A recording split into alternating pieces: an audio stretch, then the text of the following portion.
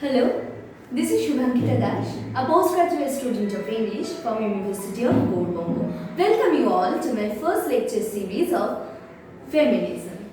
Today I am going to discuss something about the feminist criticism of wilderness and also the defining of feminism, the four models of feminism. Now, let us move on to the first thing, that is the defining of feminism. That a women's writing is always be a feminine. But defining the feminism has always been a problem. The second mode of feminist criticism concentrates on this definition. It analyzes the women as writers. It undertakes the study of history, style, theme, genres, and also the structures of writing by the women. It also studies in detail the various aspects of female creativity and also the female literary tradition.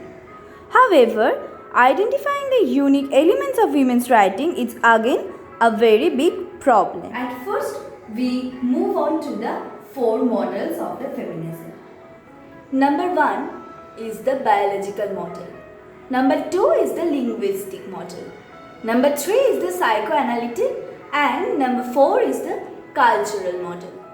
Biological difference between men and women has been the ground on which differential constitutions have been built through man's history. Victorian physicians believed that women's psychological functions diverted about 20% of their creative energy for brain activity. Gynocritics must bring to light these mute or dark areas and establish them as no less inferior to these of men. Naturally, such writings make body a source of imagery, rejecting all perspective taboos of the male discourse. Number 2 is women's language or the linguistic model. This model seeks to find out whether men and women use language differently. The difference that are seen in various aspects that are biological, social, cultural, etc. It is for that the French feminists give the linguistic study and the priority over other consideration. And this emphasizes to develop the women's language. A significant work in this area is Mary Hill's The Way Women Write. Writers like the Virginia Woolf commented sharply upon the traditional linguistic taboos imposed upon the women and the society feeling of the outrage of women's spoken. The most essential and basic difference between men and women is perceived in psyche in the relation of gender to the creative process. It is shaped by the body, the growth of language, and by sex through socialization. The reproduction of mothering, psychoanalysis, and the sociology of gender has had the tremendous influence over women's studies. However, psychoanalytic investigations are hinged in the limitations and can't go in these such complex areas. In the cultural model, without considering the wider and more relevant factors of socio-cultural circumstances, creation of the linguistic, biological and other models would be severely limited. A comprehensive cultural model would incorporate the significant points of the other three models. The female psyche can be studied as the production of the cultural forces. Thus, a cultural model force to separate the women's culture, their social experiences and the various ways in which they get expressed. Elaine Showalter has coined the term gynocriticism. Now, let us see what is gynocriticism.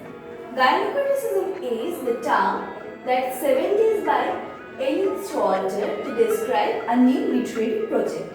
Or, this is a female framework for the analysis of the women's literature. Therefore, Showalter suggests gynocritic theories which are centered on the experience of women as writers. Gynocriticism also examines the female struggle for identifying the social construct of gender. Gynocriticism stresses that this prejudice has concealed the female literary tradition to the point of imitating the masculine. For some feminist critics, the wilderness is an exclusively female experience that must be made the subject of investigation. The French feminist critics would like to make the wild zone the theoretical base of the women's difference. In some American feminist writings, women have been seen as the representing nature's matriarchal power. Elizabeth Gaskell's Cranford, Charlotte Perkins Gilman's Holland and Joanna Russ's While Away are some examples. There is also an attempt to establish the separate social institutions by and for the women. In feminist criticism of wilderness, Showalter thinks that women have been too much dominated with the male critical theory, and the feminist critics have sought to modify this and explore many new ideas in the field of literary and feminist criticism. Thank you all for your patience. Thank you all to listen carefully. Have a good day.